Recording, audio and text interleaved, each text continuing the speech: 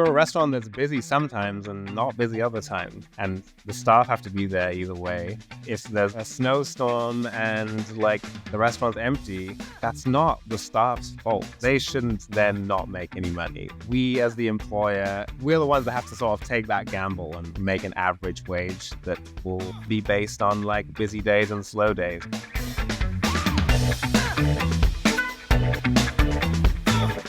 I'm Bethan Moorcraft. And I'm Kadeem Layler. And this is the Half Bank Podcast. 18%, 20%, 25%.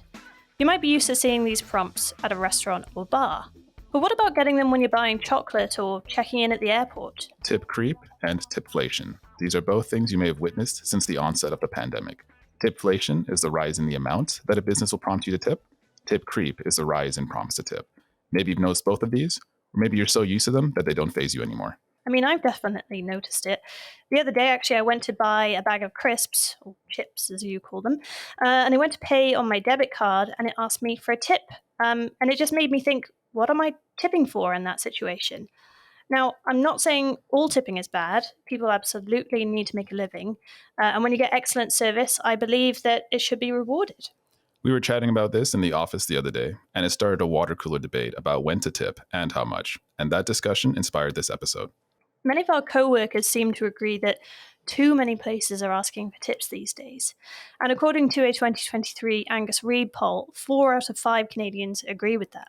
Meanwhile, only 13% believe customer service has improved as tips have increased. This has led to a 59% increase in the number of Canadians who say they prefer a service-included model, which would include the tip in the price. So why are more businesses charging tips? And what do business owners and servers think of the increased pressure on people to tip? And what can you do to better judge whether you need to give in? On this episode of Half Banked, we're talking to a Montreal restaurant owner and an Ontario-based server to get two sides of the debate and help break down all the things you need to think about when you get asked to tip. First, we're talking to Sam Brodaddy, a server who currently works in a luxury hotel in Southern Ontario.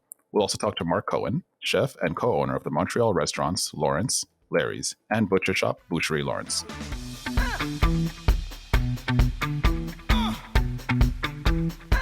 First, we have Sam Brodaddy. Sam, thanks for joining us. Thanks for having me. So Sam, tell us a little bit about yourself and your experience serving. So I'm 31. I've sort of been in and out of restaurants a couple times throughout my career. I've worked at 3 different restaurants in total, pretty different places from each other and in terms of the tip culture at them. The first one that I worked at was a cafe and bistro, a really small place, total of 10 tables in downtown Toronto. Tips weren't great there. It was just a cafe, so the average bill was, $25, $30 if people stayed for lunch kind of thing. So, a $10 tip was a lot. Second place that I worked at was an Italian restaurant, again, a one-off kind of place in Hamilton. Definitely more high-end, and tips were better there. The servers kept our own tips with a little bit of cash out for the back team. And the place that I'm at right now is a luxury hotel with obviously a much higher average bill, and it's a tip pool. So we split all the tips based on your point value and what position you are and how many hours you work and that sort of stuff. But you don't keep your own tips at that point. Just wondering, so when looking at your experience being a server, would you rather a salaried position basically with no guaranteed tips, minimum below wage, or would you prefer minimum below wage with the promise of tips? I think it depends on the type of service that you're doing and the type of place that you're at. I'm quite happy to receive a smaller than average salary with the addition of tips on top. I do recognize that I'm at a place where the tips are sizable. When I was at the cafe and making, $20 a day in tips sort of thing, I'm sure that I would have taken an extra couple dollars on my salary or my hourly wage at that point. So I recognize that it might not be universal in this way. But I've always felt that as long as the hourly wage is enough to sort of have a baseline of income coming in that can cover the majority of my bills or necessities, the tips are really nice. It works for my personality, I guess, that you don't necessarily know what you're going to get. And when you get a high tip or more than you're expecting, it's sort of instant gratification, a nice reward for hard work. Or, if you leave a table feeling like you did a really specifically good job with that table, the tip is confirmation that they feel the same way. And that feels pretty good. One thing I wanted to ask you, actually, Sam, so you've experienced this from a server standpoint. When you're at a restaurant yourself, you're eating out with friends, family, etc., What's your kind of expectation before putting down a tip? How do you sort of carry that through to being served upon? Yeah, I mean, I believe in tip karma. So I would say that sort of my baseline is 20% to sort of maybe a bit higher than what some people would consider the average tip. Having sort of the inside view of what the job is like, I'm both more appreciative of the work that they do and more forgiving when I know that there are issues with the table or that isn't necessarily the server's fault. So I can definitely recognize, if something comes out of the kitchen the wrong way, or if they're totally slammed and busy and they forget a drink or something like that, I can sympathize with that quite easily. But I'm also more critical when it's something that I know is the server's fault. Mm-hmm. If they don't appear particularly busy and they, maybe they choose not to write things down and they forget something, or if somebody mentions, no tomatoes in my salad and it comes with tomatoes, that kind of stuff. When I know it's something that was in their control, I can be a little bit harsher and more willing to drop down. Like I have no problem giving a 10% tip or not tipping if the service really gets to that level. Based on the society that we live in and the tip culture here, I wouldn't say that to expect not to tip, to sort of go in expecting zero tip or making them earn any kind of tip to be fair. When I'm serving people, if I don't get tipped or I get quite a low tip, to me, that's a message that they sent to me. The tip directly reflects my quality of service that I gave them. If something goes terribly wrong with the table, whether I know it or not, if you choose not to tip, that's fair, but that's what you're telling me. Mm-hmm. So if you come in and really think I need to, earn any sort of tip from you and I do a really good job and you think, okay, I'll tip you 10%, you earned it sort of thing.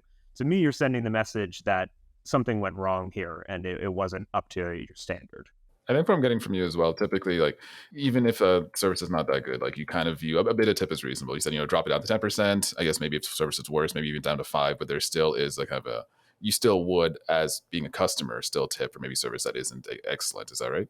Yeah, that's correct. Generally, I'll tip. It's pretty rare for me to not tip at all. I also recognize that a lot of places, you're not just tipping the server, right? For example, the place that I work at, it's pooled tips. So that some of your tip might be going to the kitchen. If you really enjoyed the food but didn't like the service, if you choose not to tip, you could be affecting everybody. And then also I want to ask you, like, on the topic of tip is, have you seen the issue of tip prompts basically in other industries? Maybe you're just literally getting, bag of chips, candy bar, things like that. Kind of a cashier standing there who just kind of scans your item, and then a tip prompt as well. And that can be for takeout and other items. Like, what are your thoughts on the rise of tip prompts in other industries? I guess trying to decide right now whether this is considered a double standard. Tips should be reflective of the service that you get, regardless of the situation that you're in. It's most common for us to be pressured to tip or expected to tip at restaurants and that sort of situation. Right. I will tip when I'm getting takeout from places, if it's somewhere I go often or the service is really friendly or something like that. Maybe not 15%, but I'll put to $5, that sort of kind of tip on there. Right. If it's at a convenience store or something like that where, they barely say hi and then they scan the stuff and you could ask me to tip all you want. I have no problem with the prompts to tip, but I feel very comfortable saying no in that situation. Perfect. And I was also wondering, because you've mentioned that you have pool tips. You mentioned worked in places where there's pooled. Previous workplace, I think you believed was just you kept your tips. I believe that was a cafe. So is there one that you prefer? Well, I think I prefer the pooled tips, even though it does obviously reduce the amount that I get compared to what I see on my bills at the end of the day. First of all, it makes it more consistent payment. The amount of tips that I get in a week on average is sort of steadier than it was. At the Italian restaurant that I used to work at, there were nights that I would make quite a bit of money, but there were also nights where it was pretty dead and I would make more or less no money, whatever, just my $10 an hour or whatever I was making at the time for a few hours. That, it's not quite the same thing. The place that I'm at now, we're busy enough that there's always something going on. Occasionally my section is pretty dead, and if I were to only make the amount of the tips that I get in my section, it wouldn't really be worth the night of work kind of thing, but I know I'm going to get some from everything that's happening in the restaurant. Alternatively, the biggest change with the pool tips is the workplace environment, I would say. When everybody is sharing on the tips, it really becomes a team effort, and you're just as invested in other people's sections going as well as you are in your own, When you're making your own tips, then, obviously you still want people to have a good experience at the restaurant and all that sort of stuff, but you're much more focused on your tables specifically. It's your direct influence than on how much money you're going to make that day. So it's kind of nice to feel like we're all on a team together every single night at the restaurant, and everybody's trying to make all the guests' experience as smooth as possible. So with pooled tips, as you said, it kind of, you have a bit of a better idea kind of what's going to come in each week and a bit more of a reliable income. Can you share any kind of financial tips for other servers who are very much reliant on, that extra top up? Based upon your experience, were there any things that you've done or any tips that you can share for others in the industry? I save my tips for a month, and then I deposit it all in the bank, and then sort of use that as for my monthly expenses. The longer time period that you accrue tips for, the more it averages out. So if you sort of go weekly, you might have a couple bad weeks in there. And if you're spending all your tip money at the end of the week, you could get into some financial trouble or find that you're not making as much as you think you are, if you're not keeping track of what you're spending. By stretching it out over a longer period of time, you have some good weeks, some bad weeks, to kind of leave it up to the average of how it turns out, and you have seems like a bit steadier of income. It's also pretty important, obviously, to reconcile how much you're making on your salary or your hourly wage with how much you expect to get in tips. And that way, what percentage of your tips you sort of need to save or need to consider necessary money as opposed to spending or saving money, which is kind of comes on top of all your bills. That's really helpful. Thank you.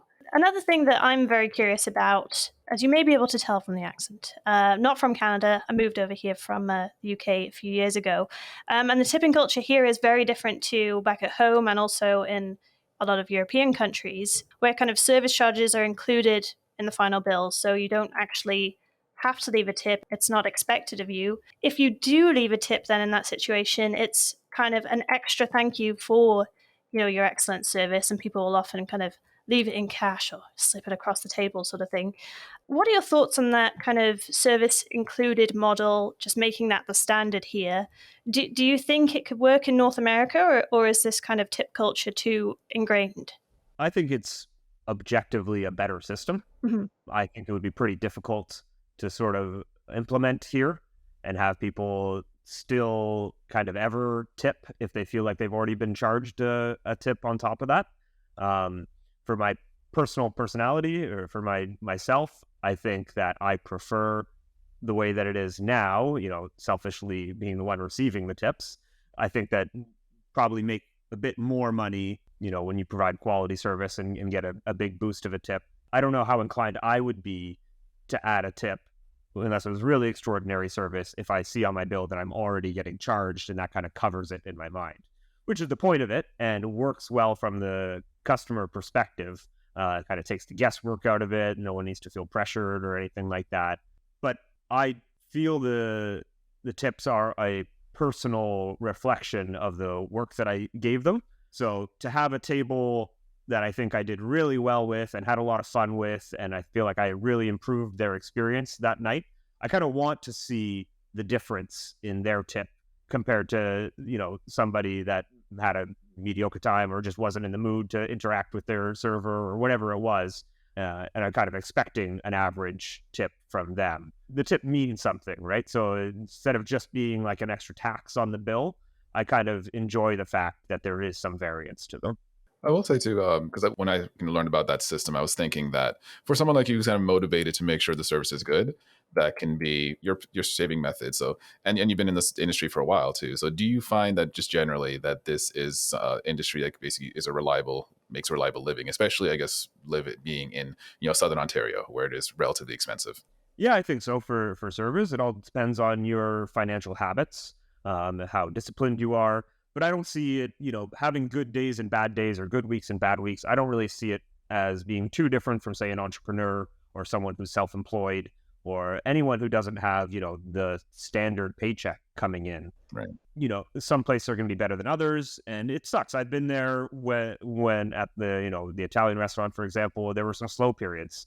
And it's disappointing to go into work and not be making the money that you're sort of expecting. But it's definitely not the only industry where you sort of go through ebbs and flows of cash and the amount that you're bringing in. It depends on the place you're at. When I was at the cafe and I was making quite a little amount of money in tips, I don't know if that would have been sustainable necessarily as a full-time job, especially with prices like in Toronto nowadays.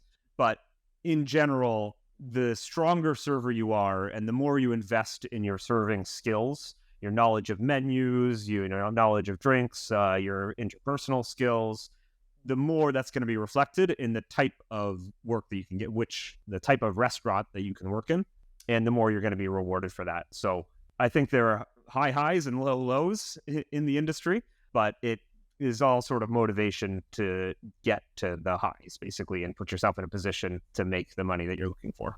Yeah, what we really want to achieve through this conversation is to figure out what people need to think about when they're going to tip. They receive the tip prompt, they're thinking about how much money they leave, why they're tipping, how they're tipping, etc.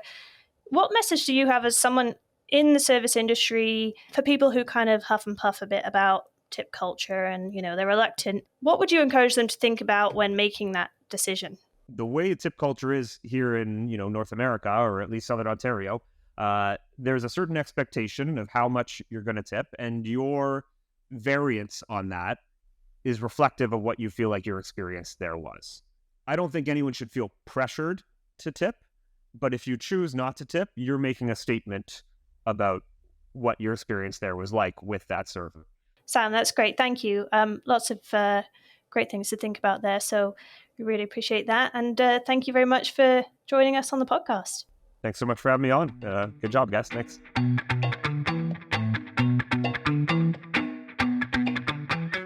So our next guest is Marc, a Montreal restaurant owner. Hi, thank you for joining us, Marc. Welcome. Yeah, thanks for having me. Tell us a bit about your experience then as a restaurant owner and sort of your approach to staff wages and tipping and kind of what you do in your restaurants. Yeah, it's complicated. So we decided to go with the no tipping model during the pandemic, which I guess is a time that a lot of people changed how they do things. We were operating Larry's, one of the restaurants, like through the pandemic and doing takeout. And obviously you don't need many front of house staff to do a takeout operation. So there were days when we had just like one person in the front, like answering the phone and taking orders, and then still a full team in the kitchen preparing the food because it was still quite busy.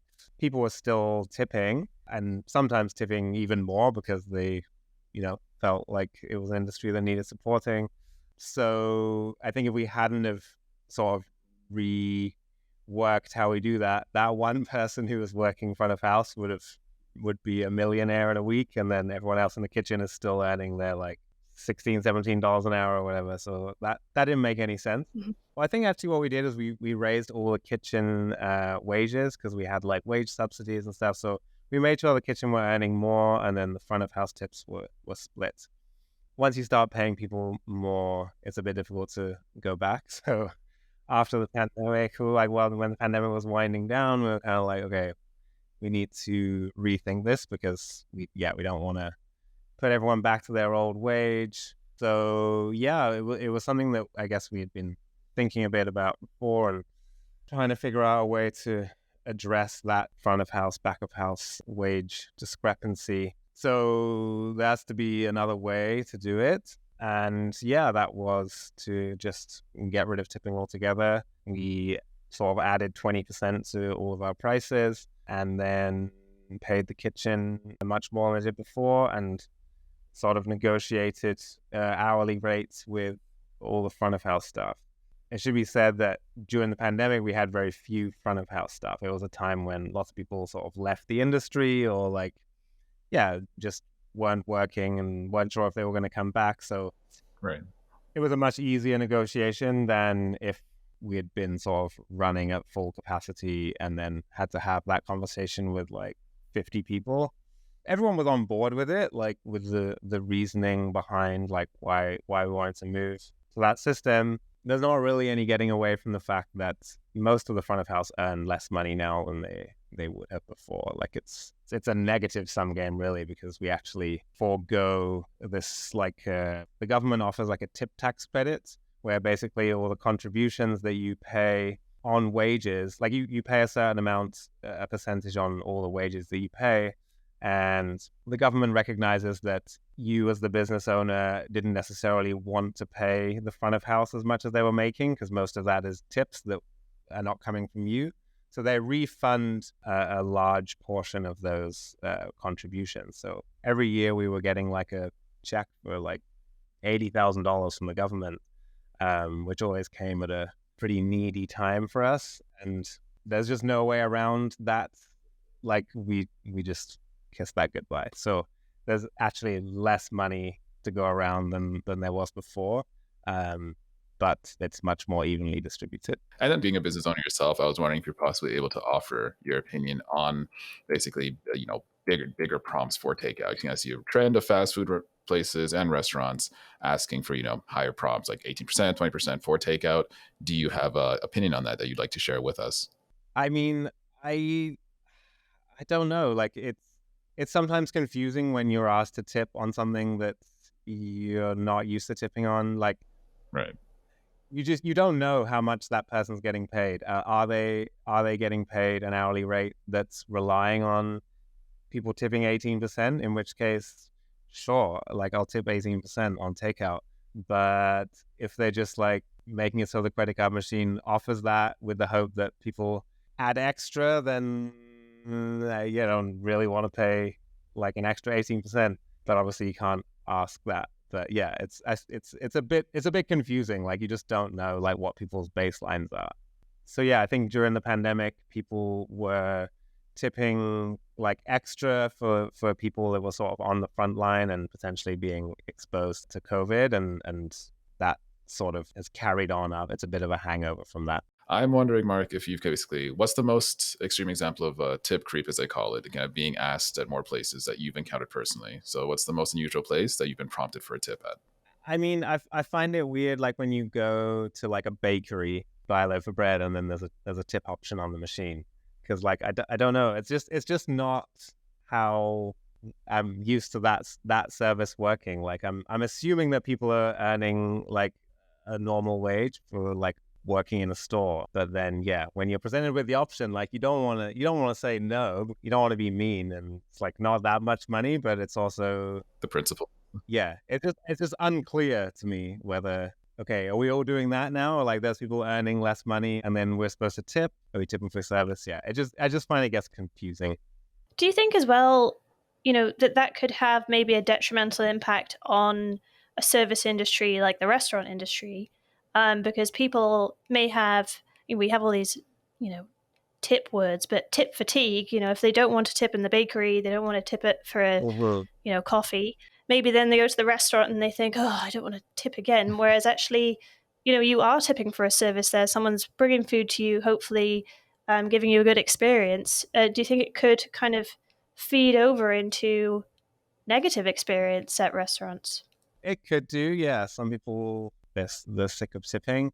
For us, it's nice that that's just out of the question now. Like, I think that's part of what's uncomfortable about tipping is there are all these factors that are beyond the employee's control that are defining how much money they take home at the end of the day. So like, yeah, if somebody has tip fatigue, or if they're in a bad mood, or like if their food took longer than they wanted it to, the thing that defines how much people leave as a tip more than anything else is just if you are the kind of person that leaves a good tip or not. Like the rest of it like doesn't matter that much. And yeah, you have no control over that as a server. Like you have no control over if the food took a long time, that's the kitchen. So it just doesn't really make any sense to me. And there's also this sort of awkward moment when you bring the card reader to the table and you punch in the amount, and then you're sort of like standing there, like waiting to see how much you're going to get paid. Like it just, I don't know. It's like, I think it's uncomfortable for servers, and just like, it's not how any other industry works really. Yeah, sure. So yeah, I was just Wondering, when you made the decision to kind of move to no tip, obviously that meant that some of the front of house staff would perhaps pay less than they would before. So how did staff kind of receive that decision, and how have they taken it? So yeah, the only way to get everyone on board was to look at like how much people were earning before the pandemic, their sort of like average hourly rate, and offer them a fixed hourly rate that was approximate to what they were making before. Because we had a sort of a skeleton staff at that point, that meant sort of having a few fairly high earners. But then, like a lot of restaurants, well, we had to hire like a bunch of new people, like as the pandemic died down and things were opening up. So then we were offering wages that I guess were less than like most of the people that were there before were earning more than the new hires, which also kind of makes sense because they've been there longer, like, and generally more senior people earn more money, which is not something that was really applicable in the restaurant industry before. Like if you were a busser, or it was your first serving job, or you had been doing it for 20 years and know tons about wine, you're all earning like minimum wage plus tips. Your pay didn't reflect your experience. So now we're onto a model where, yeah, we have some people that are on quite high hourly rates, and they're people that have been here a long time or have a lot of experience or have like specialized knowledge in wine, and they're sort of surrounded by students looking for a part-time job for the summer, or people who are just looking to get into the industry who will earn considerably less. Yeah. You said to achieve that you raised the prices of everything by 20%, I think. Yeah. How did customers receive that? Do you find that anything's changed? Yeah, not really. I think we raised our prices by 20% around the same time that like every restaurant raised their prices 20% just because of inflation. We realized a few months ago that actually our prices are kind of the same as everyone else's prices, but we're paying everyone much more money, so we need to raise our prices again. So we just did another price increase. So now they look a bit more expensive, but it depends what you compare it to. Like the prices of Lawrence, if you compare them to like other like well-known fine dining restaurants in Montreal, then they're not really higher. Lawrence is now operates with like a very small staff. Like I cook on my own in the kitchen, which is by choice, but it also like facilitates like lower prices. Like I don't have like a whole crew of people in the kitchen. They're like 2 people in the front, me in the kitchen, and a dishwasher. So we're like 4 people. So that means the prices don't have to be super high. At Larry's, yeah, they're a bit higher than other sort of similar places.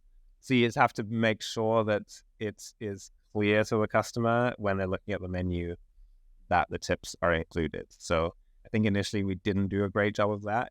It's written on the menu, but people manage to not see things. So like 90% of the time when you come with the bill and with the card reader, people are like very confused that there's no tip option. Now the prices are a bit higher, and we've made it like much more prominent on the menu, so most people know and factor it in. I was wondering as well, since Lawrence and Larry's are both pretty established hotspots in Montreal, like, do you think that this sort of policy could work in kind of a less well-established restaurant too? Yeah, I don't see why not. So far, no one else has taken it on. There was a lot of interest in it when we first did it, and requests for interviews like this, colleagues in the industry wanting to meet to talk about it because they were thinking about doing it. They really wanted to do it. So far, no one else has done it, which I think is probably largely because of that tip tax credit we were talking about, which you just have to swallow. So it really depends on the situation. I think it might even be easier in less fine dining restaurants, because in fine dining restaurants, the servers are used to making a lot of money. Like when you're getting 20% on a very high bill, then that's a lot of money. And if it's a more casual place, then your tips aren't that high to begin with. So it's probably a little bit easier to come up with an hourly rate that like mirrors the tip wage. The only regulation thing that I think would facilitate a move to more places going without tips would be some sort of like replacement of that tip tax credit. Like I think that's the barrier. That's the only thing that you're really like losing out on by changing. Yeah, I think it's like it goes back to what you're used to in the culture as well. Kind of what you said at the start of this chat from the UK. You know, you'd think maybe 10% or 15% is what you'd want to put down, and then I do find here that, you know, I'll go to pay for something, and if the lowest is 20%, my brain does check. But, you know, we've been talking about it a lot in the office, kind of in preparation for this episode. And, you know, we want to tip for good service. It's just kind of the increase has got people talking about it in terms of like the increase in how much you tip, but also where we're seeing these prompts.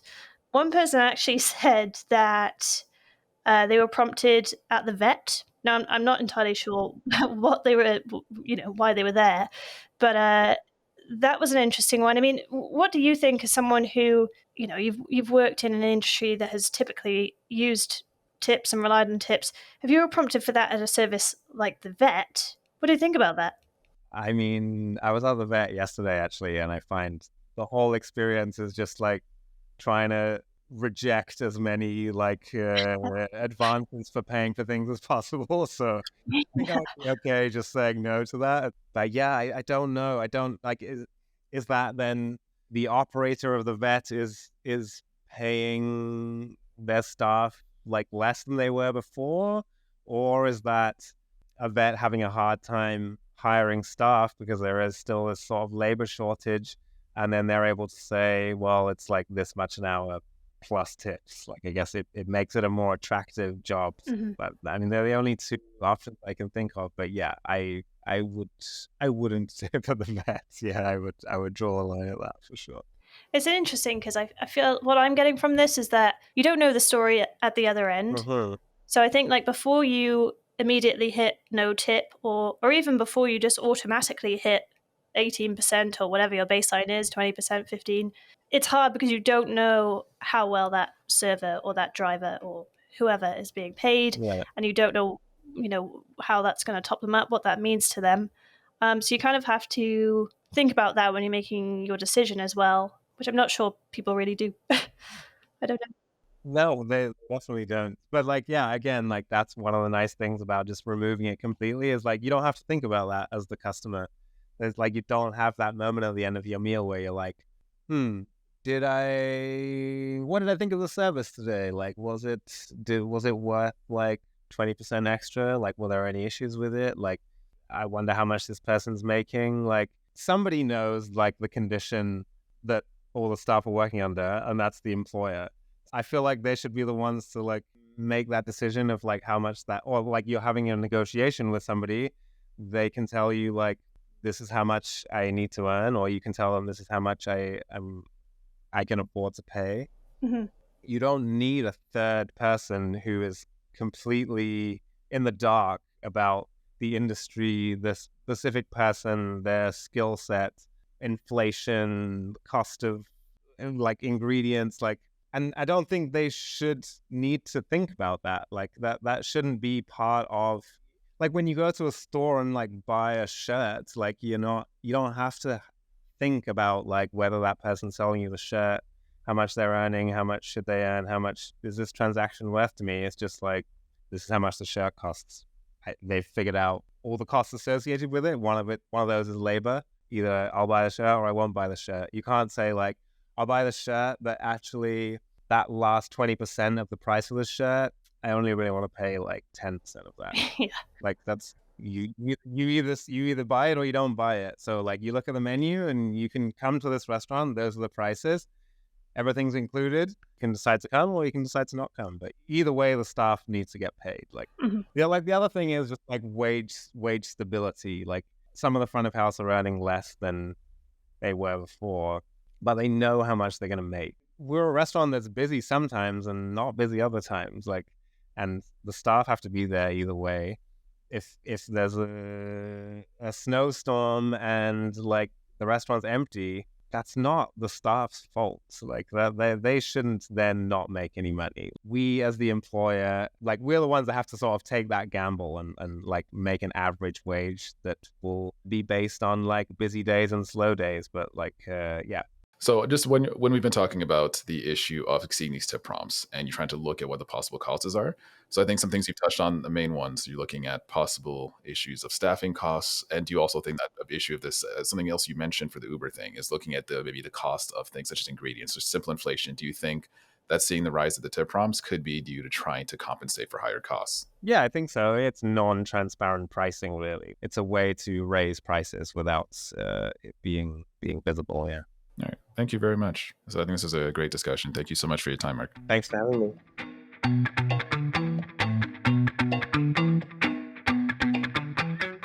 All right, so that was a lot to take in. Lots of good stuff there. I mean, Kadeem, what did you take away from that conversation with Sam? I will say a decent amount, but I think what actually stood out to me most was his budgeting strategy. Like not ever working in server myself, looking at his salary or his tips kind of monthly, because it creates a more consistent basically basis for saving and investing and so forth. I kind of never thought of that, I guess, because of the nature of it. You just never know. 1 week could be a bad week, but I think he says roughly months tend to balance out a little better and can create more stability. Mm-hmm. Yeah, I thought that was interesting. The other thing that really stood out to me, I think, was his focus on the experience, which I like because when I tip at a restaurant, it's because, or I want it to be because the service was excellent. And, I want to say thank you, here's an extra.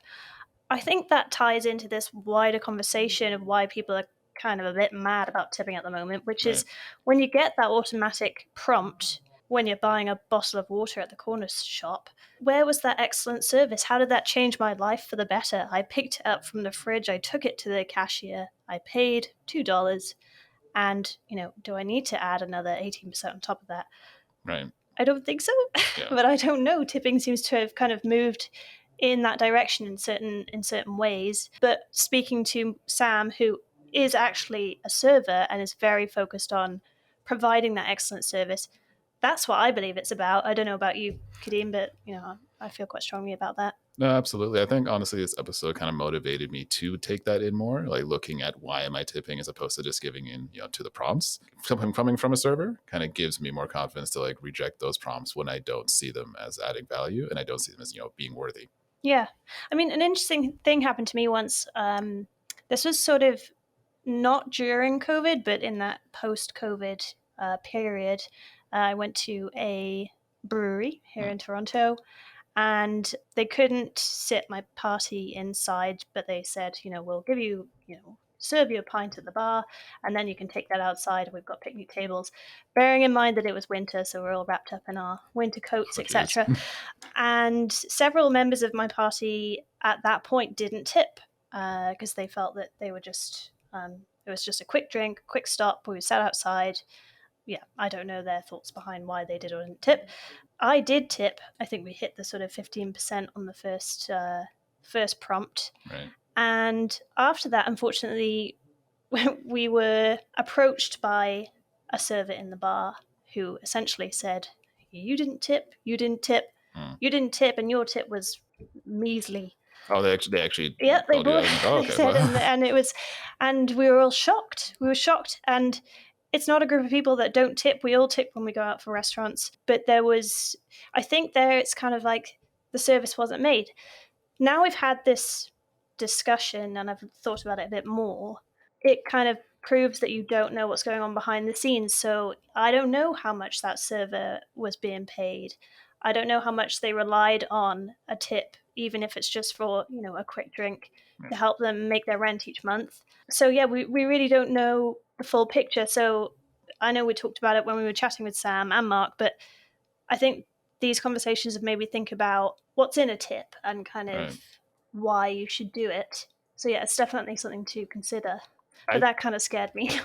Yeah, no, that definitely sounds rattling. Because I guess even sometimes if it's justified, I guess when you get called out on it, like that can definitely throw you off. And I feel like that doesn't actually motivate you to want to tip more help either. The situation, yeah. Mm-hmm. And then now it's like, should we still be feeling, as guilty? Should it still be the consumer's responsibility in that sense? If there's an issue of how the pay is distributed, should the onus we put on the consumer for that. Because I think even Mark, as a business owner, Yeah, it's this idea of kind of offloading responsibility onto us. yeah, exactly. I also want to look at, because I think Mark had touched on the government credit that is business gas, which I believe is a provincial one. And so, for a business over the year, he said about $80,000. And you look at that, and that's kind of like government incentive in a sense to have a tipping system. So do you think you could live the server life? No, I personally don't. I mean, I think I always respect the servers. In a sense, like doing tech support for a bit, you get like the customer service side and understand how much that can be tough dealing with people at times. So I definitely get that piece. But I think at least doing tech support, I had like a steady paycheck, which was definitely, one bit of stress off. And that's the thing. I get that. I got that paycheck whether days were busy or not. I think it's just needing to kind of rely on how many people are coming into the business, directly affecting your monthly budget. I think it's definitely a bit too stressful for me. I think I would very much vet the employer if I was in a position where I was able to do that. If I desperately needed work, then perhaps you just go for it. But if you could look at how they were providing tips and if you thought that was fair and kind of what your wage is going to look like and kind of figure out some sort of budget based on expectations, then yes, sure. But if you're going in blind and you're not sure if 1 week you're going to get $50 in tips and the next week you'll get $400, then that's a little tricky to manage, I think. 100%. But if I take that back to my story about the at the brewery and the 15% tip, right. I do feel like that server was stressed, and but there was obviously other issues at play there, and that kind of ties in what we were talking about, that perhaps they don't get paid enough. Or, there are certain things where they're super fed up, they're in debt, they can't afford their gas to get to work, they can't afford their rent, and they don't get tips, and their wage is super low. I would be pretty mad about that too. So and then again, that's a question of like, but should that be on the consumer or should the business just be paying them more? Keeps going around in circles. No, exactly, because even Mark had mentioned, I think charge customers more to get around inflated costs. So yeah, again, it should be the consumer's problem. If you like this episode, be sure to subscribe, rate, and review us on Apple, Spotify, or wherever you're listening to this podcast. Special thanks to executive producer Samantha Eamon and producers Kevin Hamilton, Shane Murphy, James Baston, Mary Alcaber, and technical producer Mohammed Tabish. This episode was edited by Lead Podcaster.